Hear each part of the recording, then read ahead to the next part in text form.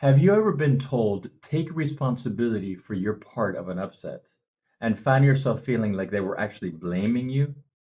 That moment where someone says, own your part, but it feels like they're pointing a finger can be incredibly confusing.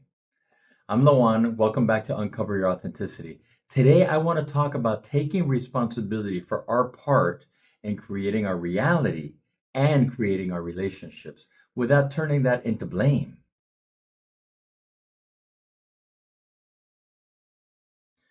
Nobody creates a relationship alone.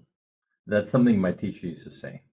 Whether it's a long term partnership, a short friendship, or even just a 2-minute interaction with a stranger in an elevator, it's still relationship.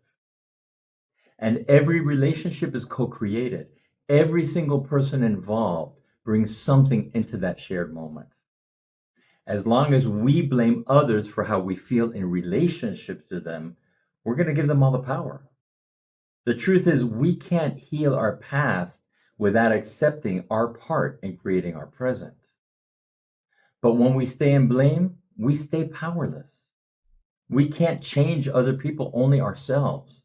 We can grow, evolve, and become more conscious of what we're bringing into every interaction. That's what taking responsibility is really about. Not punishment, but power.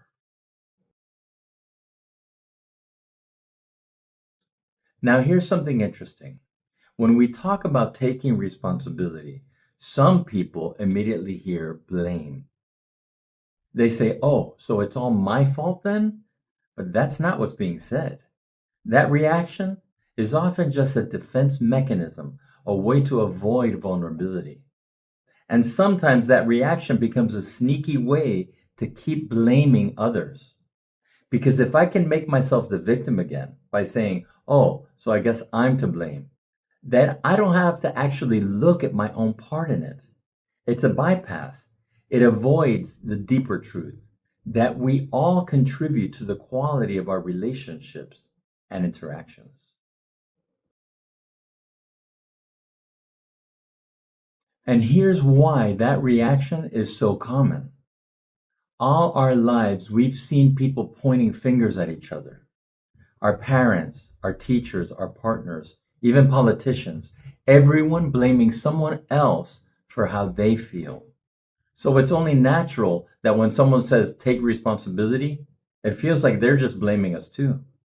Because a lot of people do use that phrase as a weapon, not to foster growth, but to shift blame away from themselves.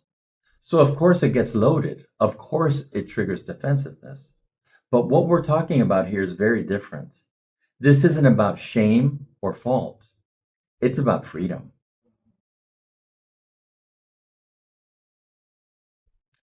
When I see where I've been unconscious, I get to become more conscious.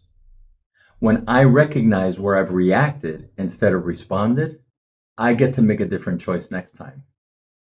When I take ownership of how I show up, I stop giving my power away to the past, to blame, or to someone else's behavior. So here's the invitation. Start noticing your part, not to blame yourself, but to free yourself.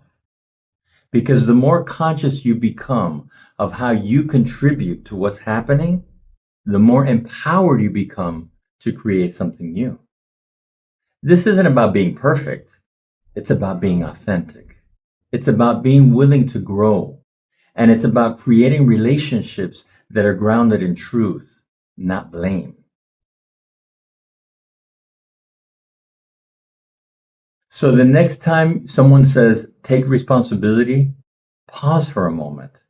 Instead of hearing blame, try hearing an invitation to step more fully into your own power. Because when you take responsibility for your part without shame, without self-attack, you reclaim your ability to grow, to respond, and to create differently next time. This is how we become more conscious. This is how we stop repeating the same cycles. And this is how we build relationships that are rooted in truth, compassion, and integrity. Responsibility isn't the opposite of love. It's an act of love for yourself, for others, and for the life you're creating. Thanks so much for watching. I hope this gave you something to reflect on and something to carry with you. If it resonated, feel free to like, subscribe, or share it with someone who might need it. See you next time on Uncover Your Authenticity.